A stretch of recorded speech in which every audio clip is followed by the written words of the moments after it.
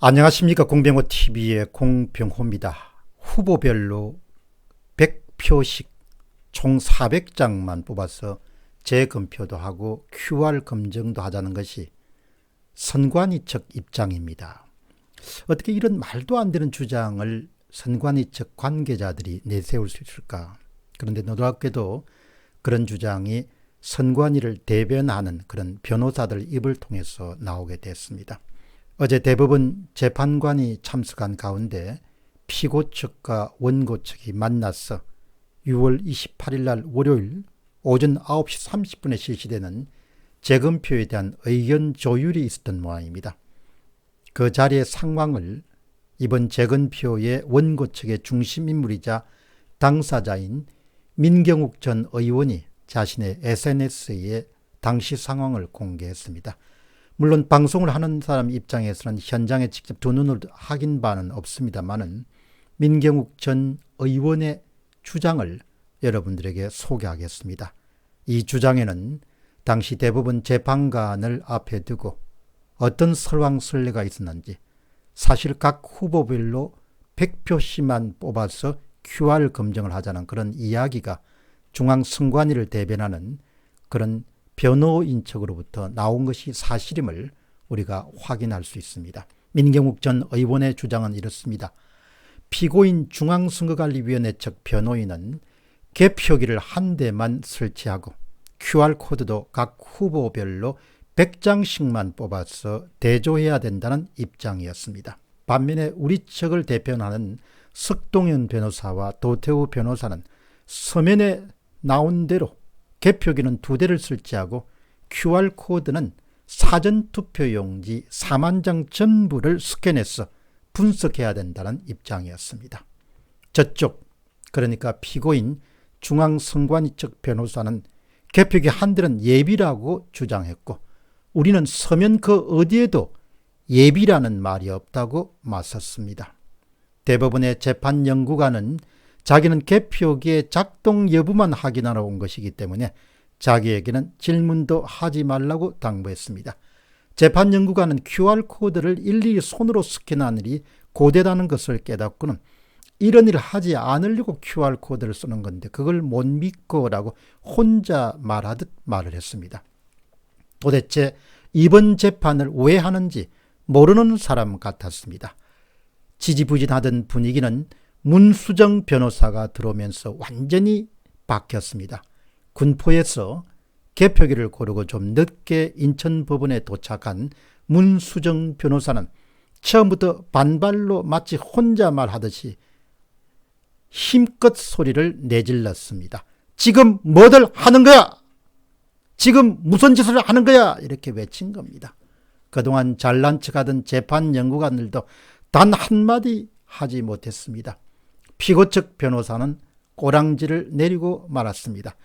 전자개표기 한 대만 설치하겠다고 하자 몸으로 가로막으며 절대로 용납할 수 없다고 말하던 우리 측의 도태우 변호사는 내가 머리를 이 테이블에 박아야 하겠느냐고 일갈했습니다. 문성 변호사의 고성은 30분 넘게 거칠 줄을 몰랐습니다. 머리끝부터 발끝까지 검은 옷차림을 하고 온 문수정 변호사의 몸짓은 블랙 전사의 씻김굿이었고 모든 일은 그 한편의 굿으로 전부 관철됐습니다.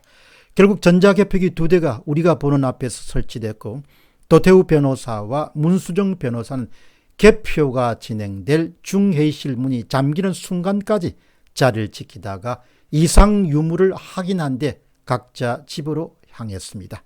제가 그 자리에 있어서 역사의 한 페이지를 기록할 수 있는 기회가 주어졌다는 점이 영광스러울 뿐입니다.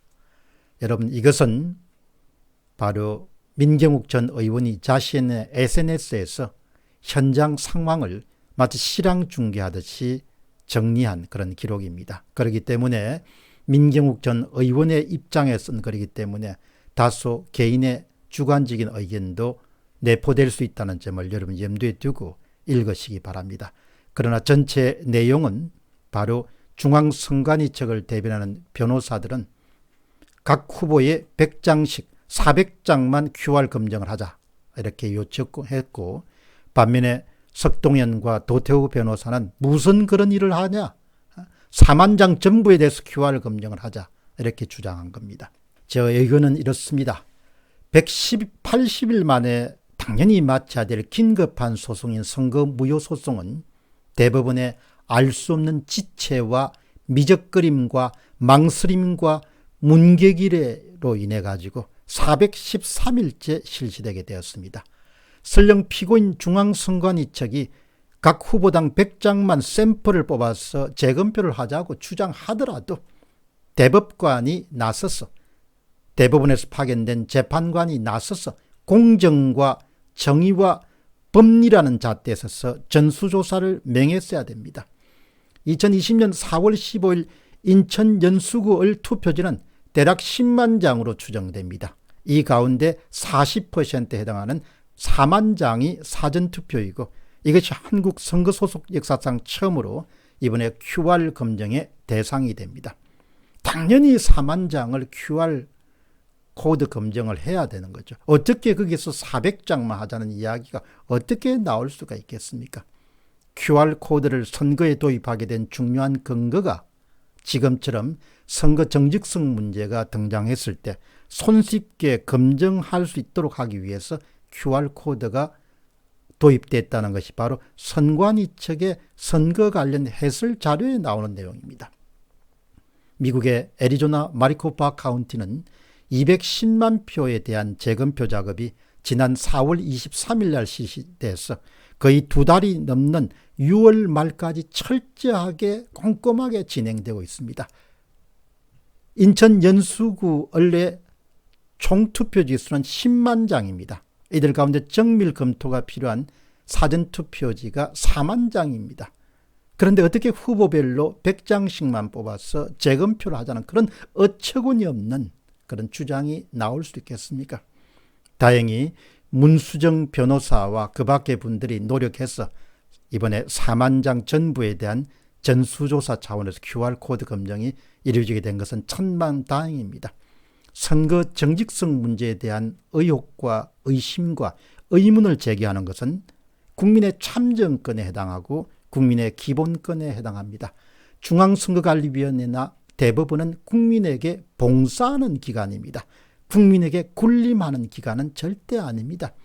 10만 장의 투표지 가운데서 4만 장을 재검표하는데 무려 413일이나 시간을 끌었습니다. 그것도 모자라서 130여 건의 선거 무효 소송에 대한 재검표는 단 한 건에 대해서 실시하면서도 4명의 후보에게서 각 100장씩 400장만 재검표를 하자는 것은 정말 일반 국민들을 정말 우롱하고 함부로 대하는 그런 주장이다, 이렇게 볼 수 있겠습니다.